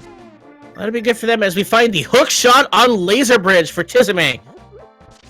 So that's so we need to go deeper if we're gonna find our flute here. So we're looking at a flute go mode now. The final check is the small key we need to get to Trinax. Chisame going to be heading toward the Trinax fight with 3 hearts, but they should at least still have their fairy. And they're also another gonna use one. the magic powder.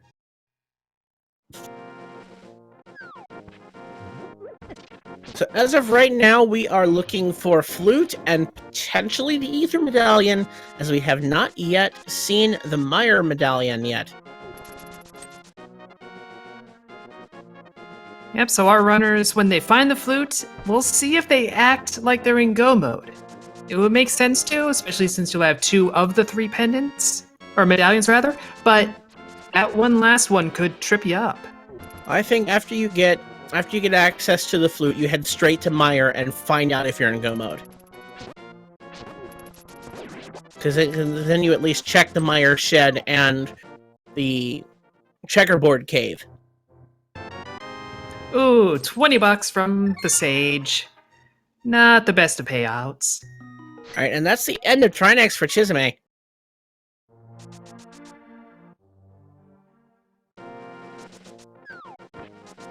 And that's just a piece of heart for the final item in Turtle Rock. They're gonna pull out their hookshot. They're gonna head straight to Hookshot Cave after they clear through here.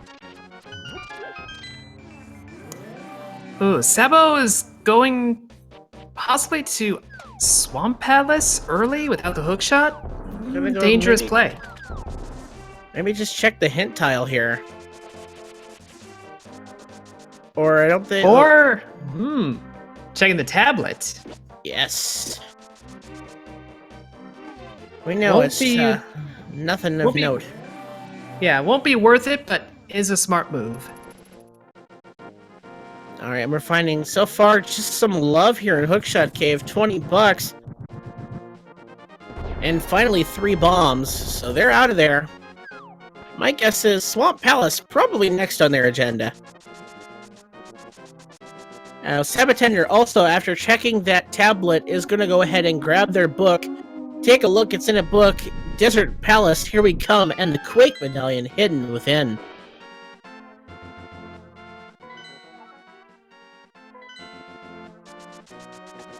Just making another check that, yes, Desert has a crystal. You might want to finish it. Definitely need to go there if you want to get into Turtle Rock. Chisame, doing as I expected, going straight toward our good old Swamp Palace. I'll admit I was not counting items, so I'm not sure if the Helmosaur King has something or not.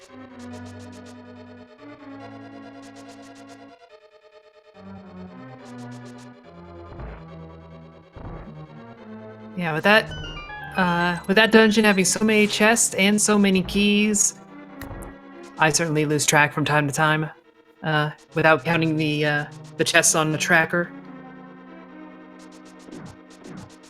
Alright, so let's see what Swamp Palace is holding. At this point, it's a pretty good shot it's the flute, but we will see here once we get inside.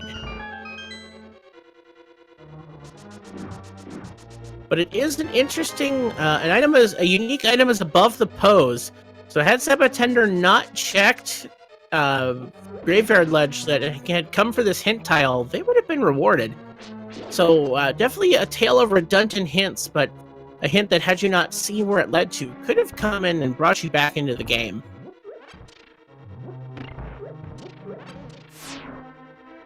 I have not yet seen a hint tile for the Pyramid Fairy, for those asking in chat.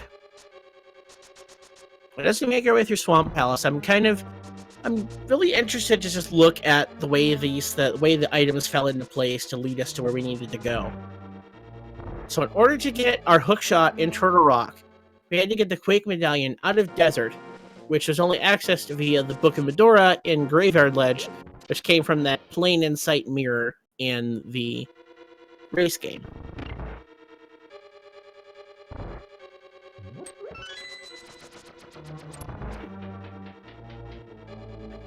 Yeah, but at least our Dark World access was pretty easy to get to.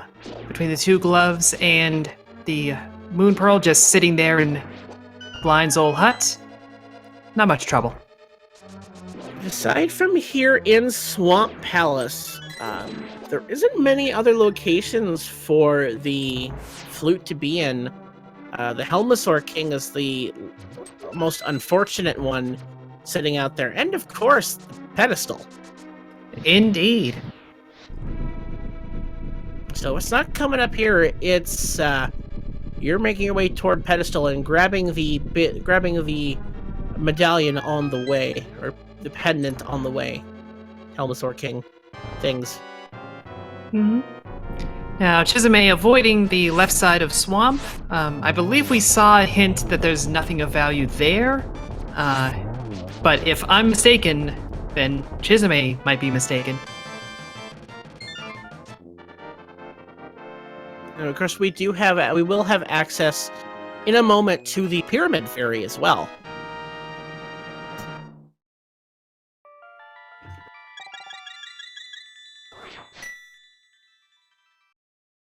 And Chad also bringing up the good point where, say the Helmosaur King has the flute. Well, the pedestal could still be holding onto the Ether Medallion if Meyer is Ether locked. And there we have Butter in the back of the swamp. Well, max sword, max armor. Pretty good combat position to be in.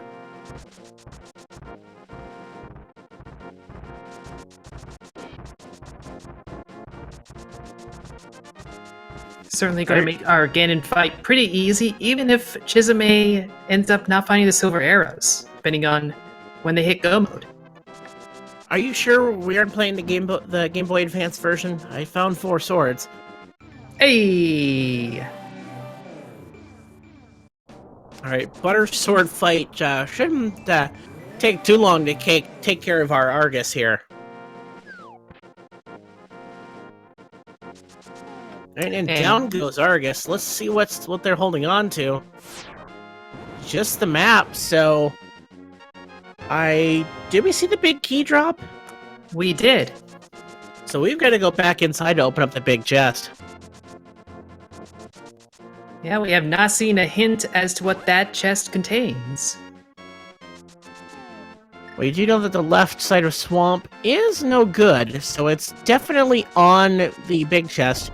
Those asking in chat, we have not yet seen a pedestal check by either of our runners. They've both been in the area, but neither had the book at the time. Alright, so Sab0tender now heading up into Turtle Rock. So they'll be rewarded with their hookshot eventually and another crystal. Now, when Chisame does find their flute, they will still have to clear through Ice Palace. Yep, that is one of the dungeons that is not made that much faster in Go mode. It is a little faster, certainly, but not as dramatic as, say, Swamp. And speaking of Swamp, we're still going left side? Suppose so. Oh, was that left side hint in Ice Palace? Ooh. Ice Palace has a lot of hints. You know, if that was the case, this is information that they did not have. Sabo doing the Bonk Cave strat. Hitting it up before grabbing the hookshot.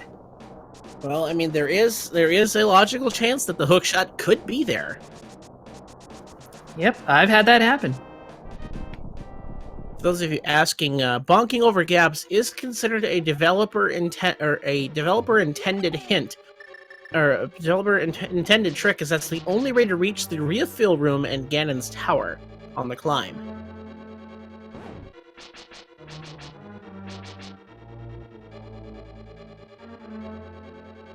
Alright, so Chisame is gonna go ahead and burn their way through the rest of left side Swamp. Just a bit of a waste of time here. Real question is, do they go Ice Palace first after this comes up dry, or do they check the Pyramid Fairy? I feel like you would check Pyramid Fairy. It's, you don't have to warp back from Light World to Dark World to do that. But and with a mirror in hand, and having killed Aga 1, it's a quick check, but it doesn't matter, because I guess we were wrong on that hint, because that's the flute! I guess so! So whoever called out that hint for previous, shame, because that's the flute, and 1 hour, 22 minutes, we're in probable go mode here. We have to activate the flute and head to the mire area. If the mire is not ether, we're on our way to the end of this seed. And shame on that hint troll. Yes, I think we've all learned something this evening. Our runners have learned not to skip Swamp Palace, and us as commentators have learned never to trust Twitch chat.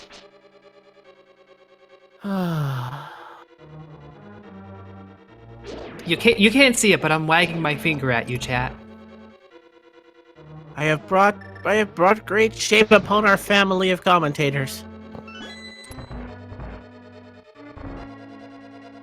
Well, as we serenade the swag duck, now the moment of truth lies here. To the mire area we go.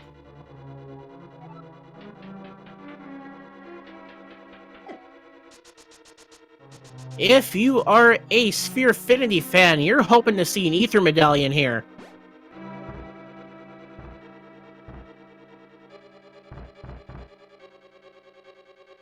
Walking on over, walking up, and we have Quake! And that is and I can officially call Go Mode for Chisame. Now we have just a Go Mode Mire and a Go Mode Ice Palace between them. And a date with Ganon.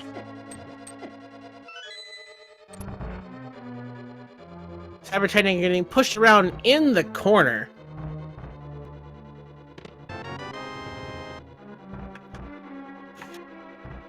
As we go mode our way through on the right side and the left side, we'll make some recursive checks. Give these guys a follow on Twitch if you have not already done so. They're putting on one heck of a race for you, and they deserve your love and support.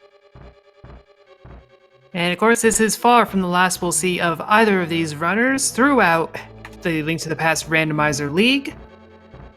We see, I believe, 2 out of 3 members of each team each week. And we do have a week coming up that is co-op, so you'll be seeing quite a few of our runners then. And definitely, just to give a rundown as we go through some recursive checks here, we are in week 1. Week 2 will be we're moving up to an open mode seed. Week 3 will be inverted, which will be a lot of fun. Week 4 is the co-op open. Week 5 is Crossworld's Key Sanity.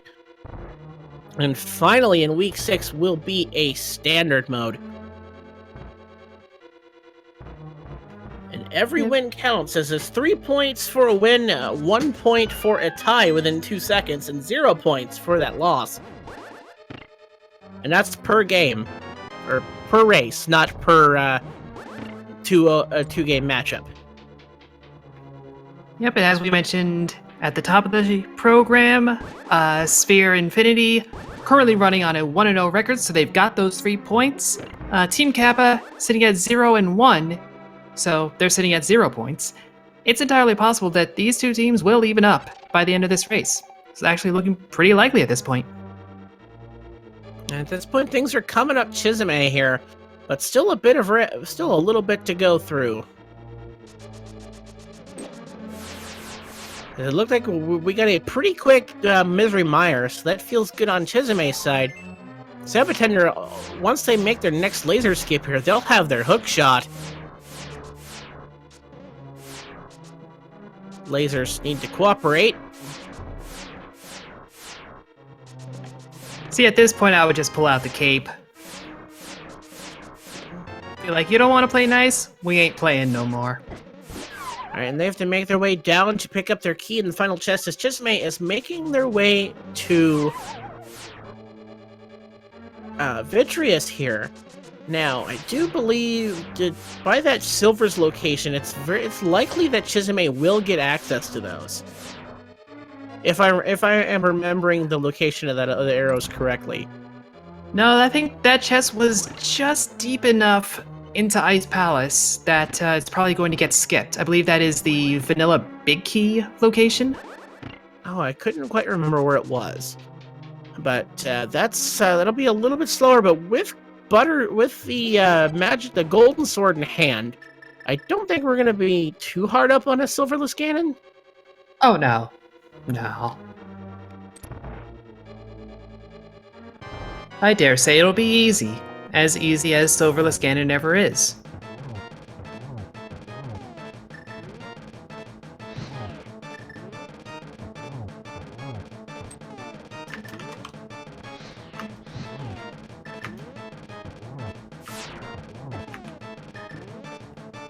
And Sabo taking a few laps around Trinex to take care of this fight.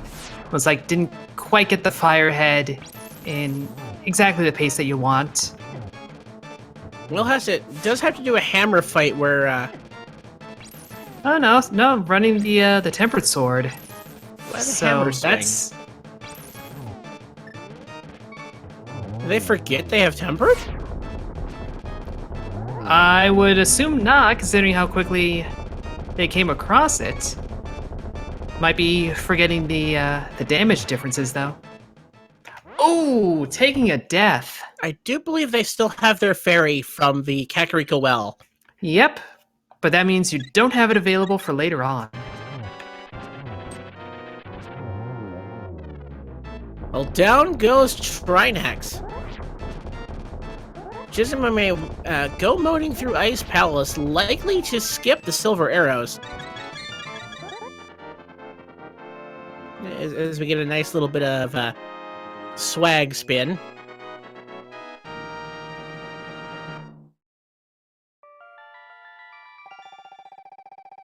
We aren't going to get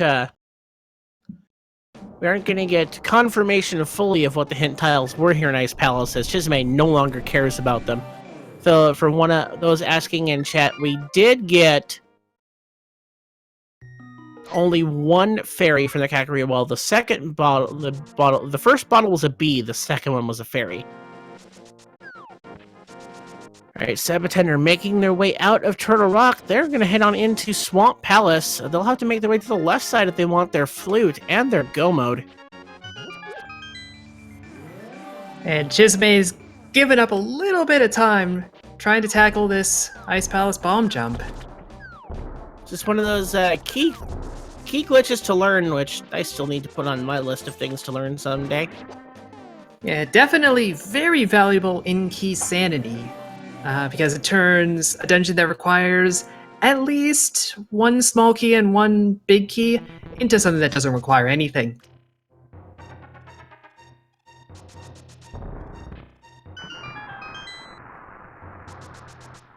And Chisame's sword swimming through that room now. Just gonna go ahead and drop on down and go visit Cold Stare.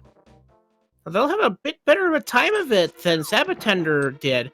They're coming in with Butter Sword and Red Mail, where Sab0tender only had Hammer Master Sword plus blue. Actually, no, he had red as well. But more damage available for sure. Yeah, that Master Sword, Butter Sword difference is pretty big.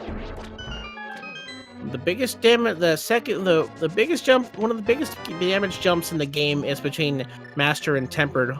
The only damage jump that is larger is that between the regular and silver arrows, and Chisame will not have access to those silvers as he is orphaning them in Ice Palace. That's 2 Cold Stare puffs down. That's the 3rd. It looks like we should be doing something right now. I suspect we should. So there are 22 item locations in Ganon's Tower basement. The big key could be in any one of them. Get your guesses in now. And as this is the Link to the Past Randomizer League, we do have the bot available. So if you are a sub or a supporter or a cheerer of 250 bits or more to any of the 6 Speed Gaming channels, you have access to the leaderboard here. Hupfen, what's your guess? You know, I am going to go down for a 13. I'm typically a 17, but somebody sniped my guess already. Thank you to Drunk Future Self for the 250-bit cheer, getting the chance for their spot on the leaderboard, and help keeping the lights on here at Speed Gaming.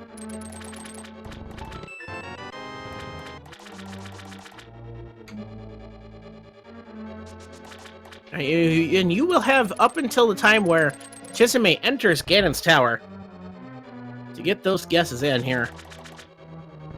Yep, which is not going to be much time from here. Heading up to the Turtle Rock portal. As Sab0tender dips into the back of Swamp, having left the left side. I imagine they may decide to deal with left side afterward if they don't find what they're looking for in the main area. Yep, very reasonable. Alright, so Chisame just has a long walk through some Lionels between them and the date with the big pig.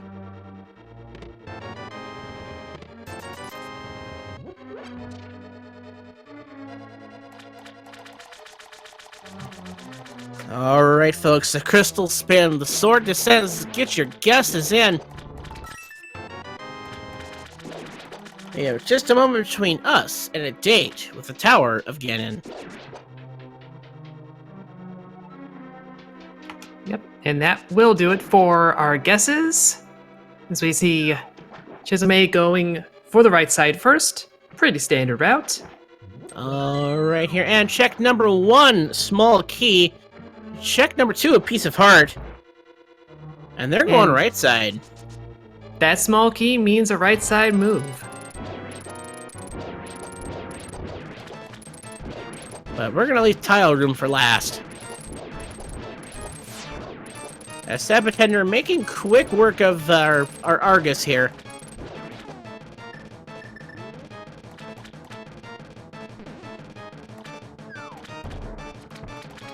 Chisame making their way up the tower. And a solid snipe on Argus. There's the big key in number 3. That is an early key there. Just going ahead and picking up a few more chests and getting the arrow refill. Come in quite nice for them. Congratulations, the closest sub supporter was with a guess of 8 from, oh boy. Makor Oranges, I'm guessing. Yeah, I had to break that down before I said it. But a special shout out to our tracker this evening, Captain Capitalism, who did get an exact guess right. So getting in there, that gives them a spot on the leaderboard, tying themselves up with quite a few other people that have gotten just one correct guess. So keep on coming back, and there's a chance to move your way up the leaderboard and gain the ultimate prize of our love and respect.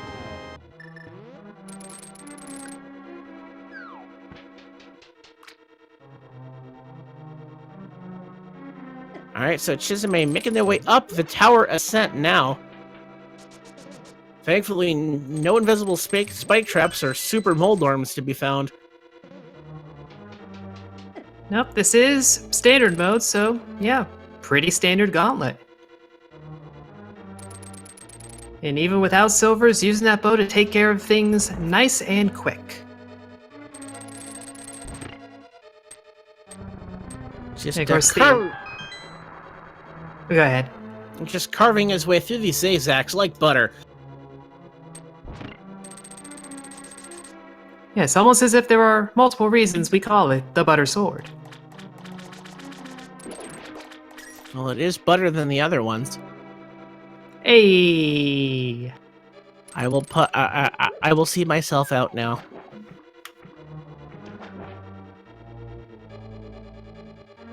Well, I guess not. We have a second land Mola's fight to take care of here.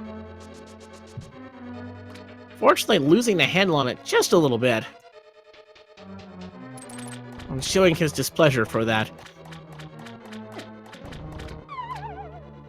Yeah, but there's a nice symmetry here, having taken care of the first batch with that ice rod, and now taking care of the second batch with the fire rod. And as Sab0tender walks into this next room, just now at 137.17, that's go mode for them.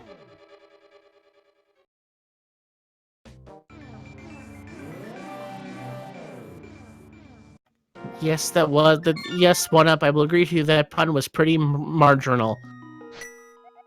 Moving on up the tower, just a few more fire puzzles, and we'll be on our way up. I appreciate the butter puns. They get butter with everyone.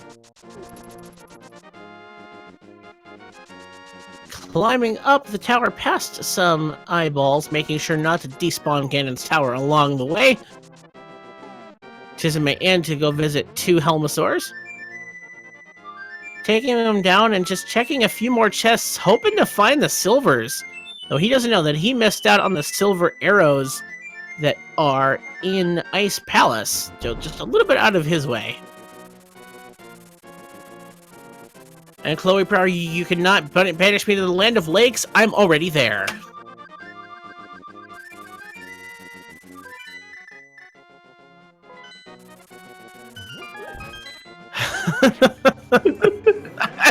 I have opened up quite the can of worms, haven't I?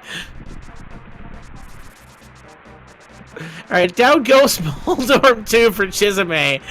Just a piece of heart in Moldorm's last possessions. No silver arrows for them. So they're heading up to their second required geometry chest of the seed.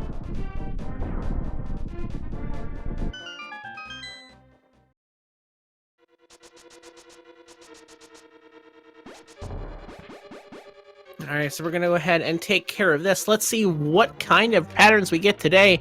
And that's a triple, hopefully, to start off. Let's see if iframes get us. No, that's 2 triples! And that's a double triple, even better than the basketball's triple double. I'll take that anytime, and just like that, we're heading off to the king of all bacon.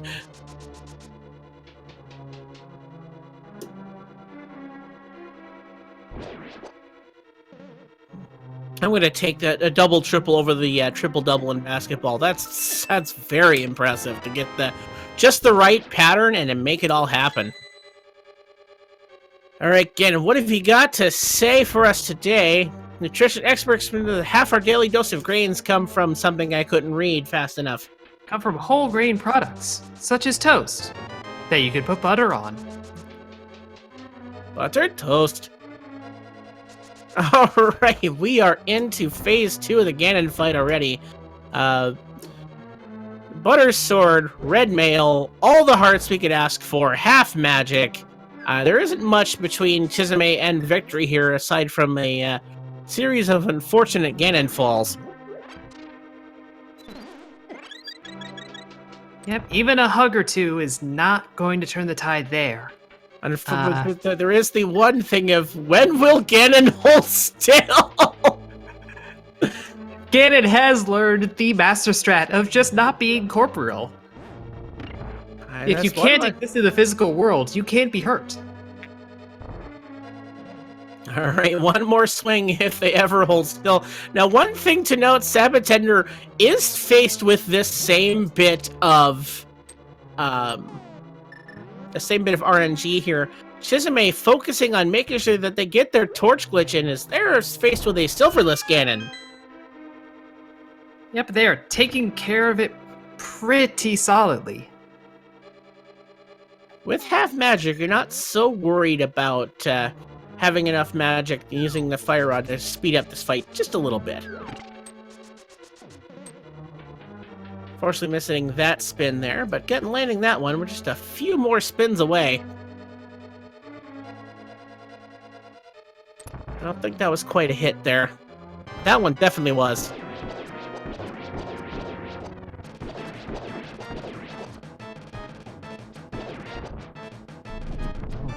Yep, got another hit in there.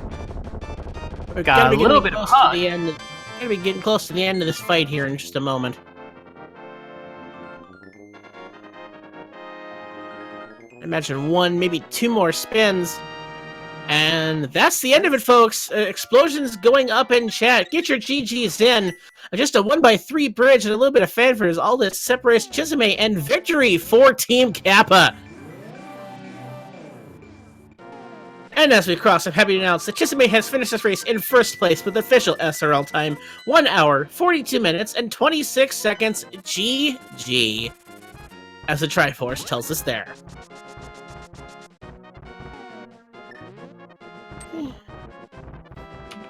And we will take just a few moments and see if Chisame wants to join us for a little post-game interview. Definitely will be fun here. Looks like we should be there momentarily. Just before we get that started, Hupfin, what did you think of the seed? You know what? It was not as bad as one that requires an AGA 1 dip could have been. There was a lot of direct progression on things. Granted, some of those things were in pendant dungeons. But I feel like it shepherded our runners along pretty sanely. Definitely a little bit of linearity to it, but you had to make some pendant dives, which made things a little unfortunate. But looks like now we have been joined by Chisame in the chat. Congratulations and GG's to you. Hey, and GG's. Well, good job at bringing the series between Team Kappa and Spherefinity to a 1-1 finish, so that'll be good for this as far as the standings go. What did you think of that seed overall? It felt so linear. I mean, I don't know what to say. Definitely set itself up that way, though not making some of the pendant dives coming back to bring things up, but I think the main crux is when you managed to route in that Book of Medora, as that was what held Sab0tender back for a little bit of this race and created the gap that we're seeing here. I can't remember what book was even used for a desert. What was in desert?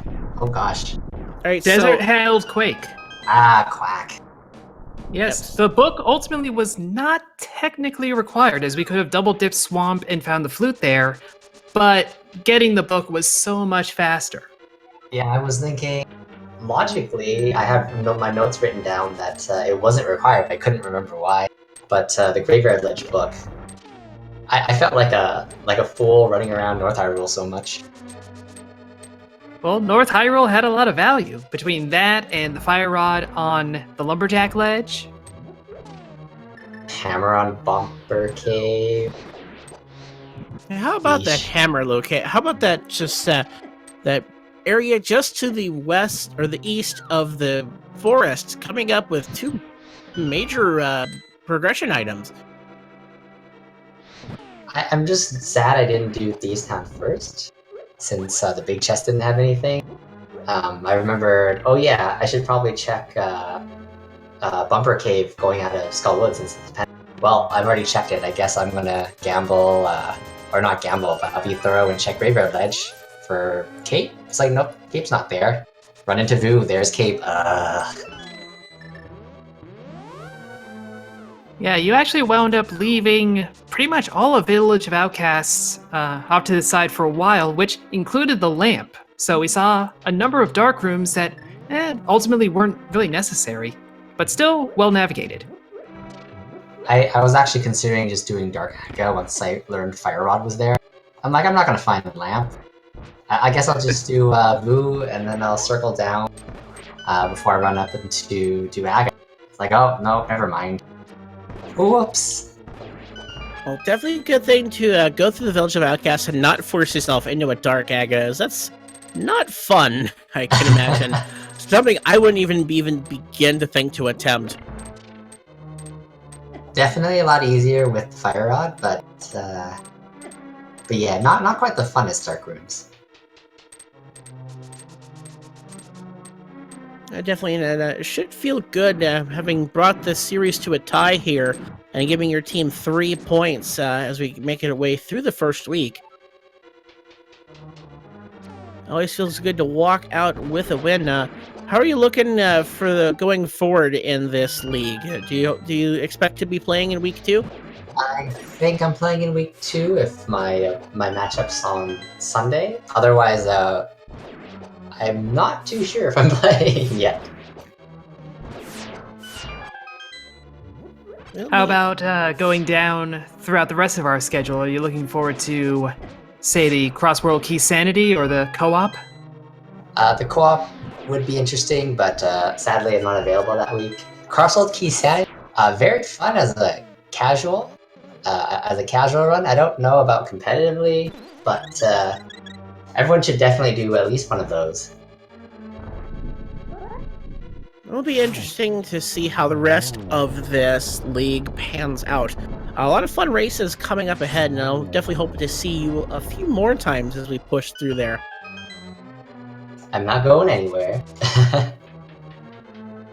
Yes, and just to give a quick standings update, this match will of course put our two teams, Spear Infinity and Team Kappa, at 3 points apiece. Fendrana Drifters had a match earlier today that, unless I'm misremembering, put them at 6 points for the first week, so they will have the lead in the Lake Hylia division. However, we still have to see both races between Leftovers and Team 4K Fourth and Forehead. So, still a little bit more of the Lake Hylia division to shake out. See how this goes. It is only week 1 of a 6-week league. Just to remind you, top three point finishers will be in playoffs with the top seed in each division facing getting a first round bye. Chisame, is there any particular team in your division that you're really excited to take on, or perhaps really nervous to take on? I actually don't remember who's in my division. I just let's play rando because it's rando and it's all fun. And here I am trying to sports it up. All right, so just to give you a few things of what you're up against, the other two other players on this team are P-Train and GFE. Going out there, Titans Mitts of Dante, Etium, SAGTG, 4K Fourth and Forehead is Actiboker, Gem, and Korek. Leftovers being Top Left, Days Cloud, and Mystic. Fendrana Drifters being Frostbite, 3030, Megawatt, and Jet 082. Duke Firebird, Final Flame, and Roach make up the Immortals, and Trinex, Scary Olive, and Ultima making up 2 Pearl, 2 Furious. I do want to bully Olive, and I also want to rematch against Frostbite. So those are 2 that I hope to be matched up against.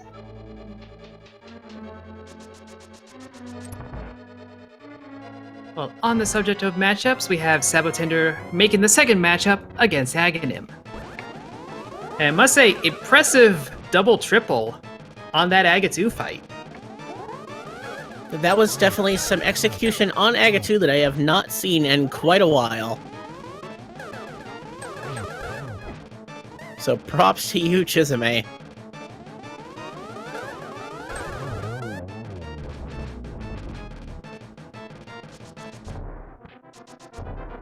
And Sabo takes care of the magician. It's time for the plot flute to take him to Ganon.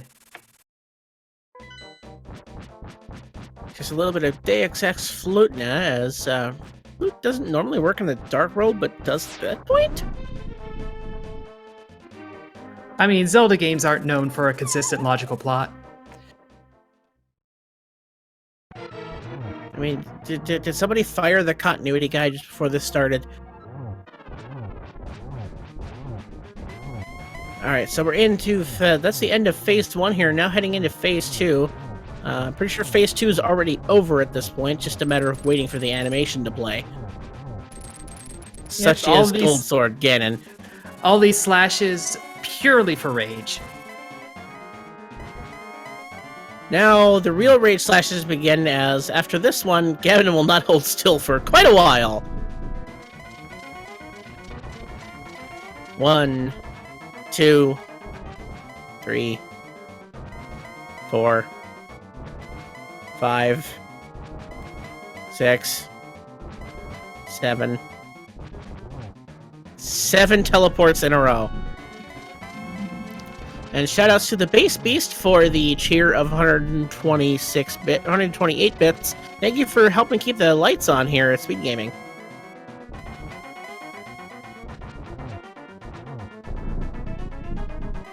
Alright, did we find the arrows in Ice Palace? You bet we did, Ganon. Here, have one. Oh, actually, I think that was 2. I think that was a legal double. Unfortunately, that one was not, but that is the end of Ganon here.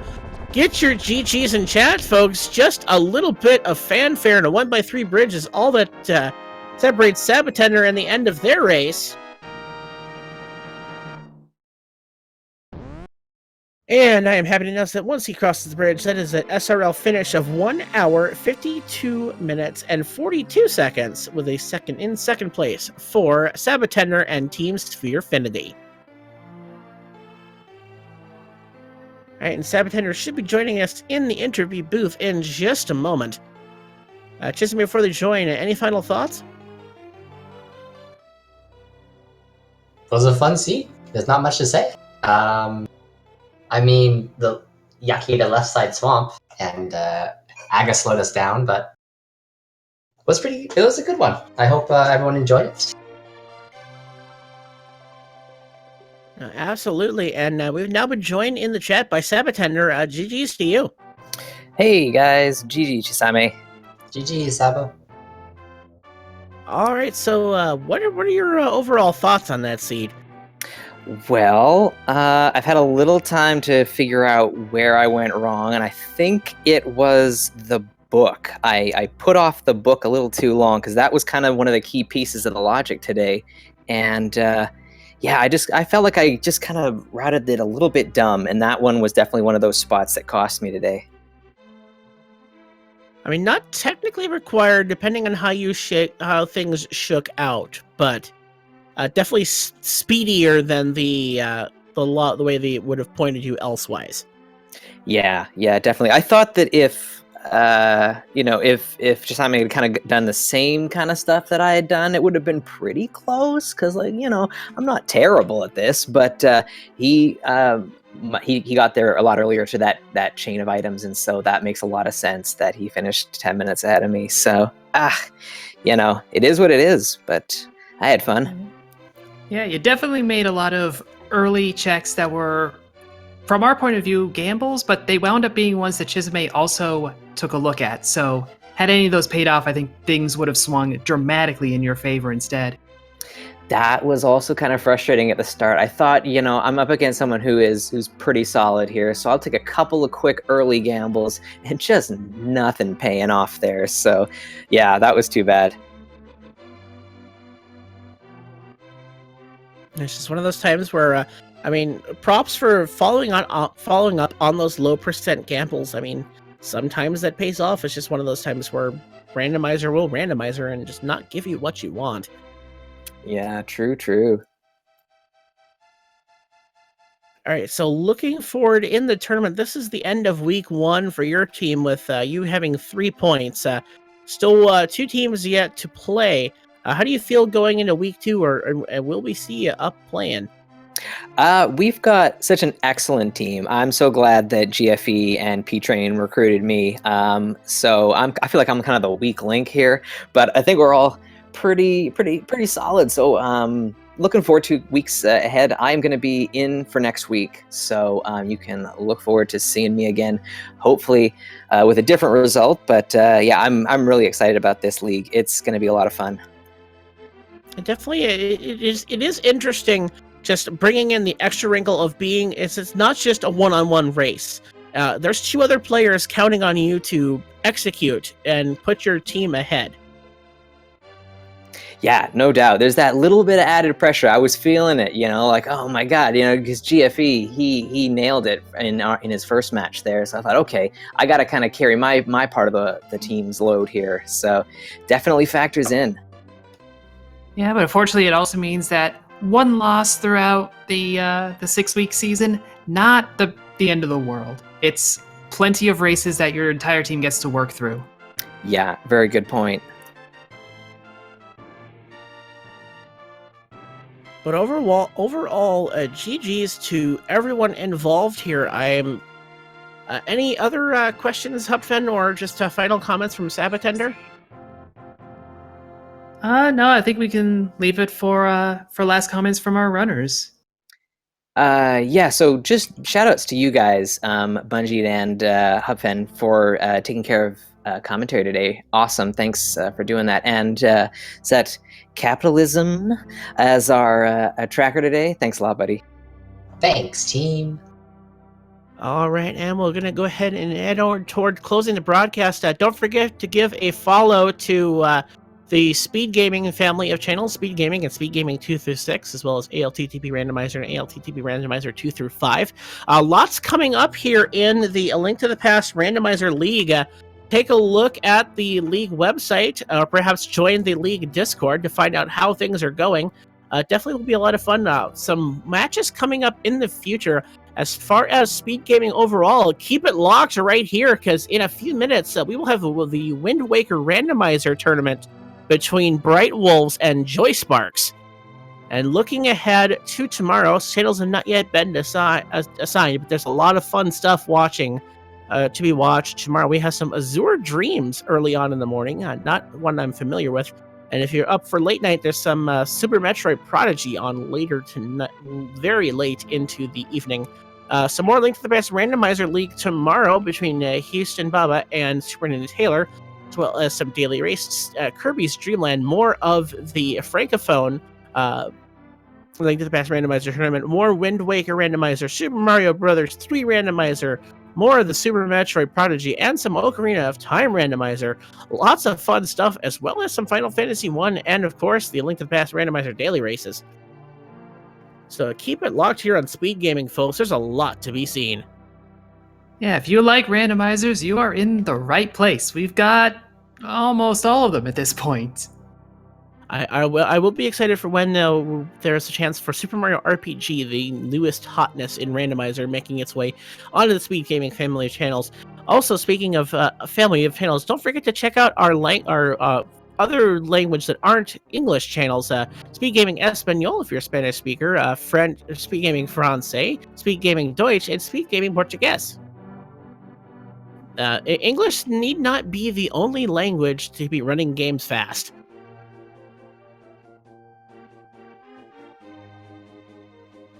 Yep. And with that, I believe we are going to go ahead and wrap up the broadcast here. Again, stay tuned. We'll have the Wind Waker race in just a few moments.